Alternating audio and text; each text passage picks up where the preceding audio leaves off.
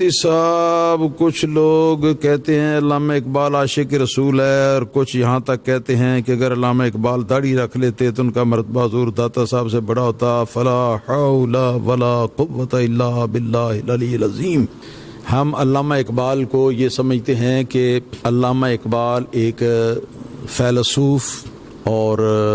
Philosopher تھے، اور دوسرے نمبر پہ ایک انقلابی شاعر تھے، بڑے نیک نیت، اچھے خیالات والے، اچھے عقائد والے، اچھے جذبات والے۔ اور علامہ اقبال نے جو وصیت نامہ جاوید اقبال کو لکھا اپنی وفات سے پہلے، وہ وصیت نامہ جو ہے وہ منظر عام پر آ چکا ہے، وہ اس کی کاپی میرے پاس بھی ہے۔ اس وصیت نامے کے اوپر یہ لکھا ہوا ہے، جب علامہ اقبال نے جاوید اقبال کو کہا ہے کہ اپنے چچا کا احترام کرنا اور ان کے ضروریات کا خیال رکھنا، فلاں کام فلاں کام فلاں کام۔ پھر آخر میں لکھا کہ میں نے پوری دنیا کی خاک چھانی ہے، اور پوری دنیا کی خاک چھان کر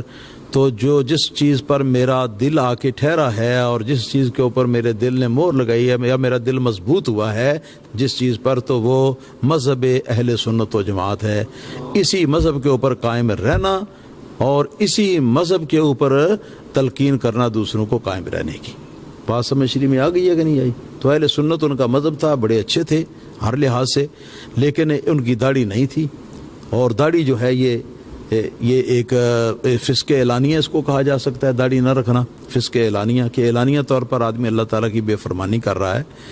تو اس کے علاوہ ہم اقبال کو رسول اللہ صلی اللہ علیہ وسلم کی محبت والا ضرور کہتے ہیں، مگر اگر عشق ہوتا ہے اقبال کے اندر پورا وہ عشق جس کو ہونا چاہیے،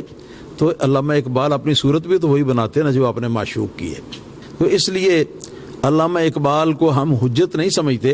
البتہ ایک فیلسوف یا ایک فلاسفر سمجھتے ہیں، عظیم فلاسفر سمجھتے ہیں، عظیم قومی شاعر سمجھتے ہیں، کہ جنہوں نے سوئی ہوئی قوم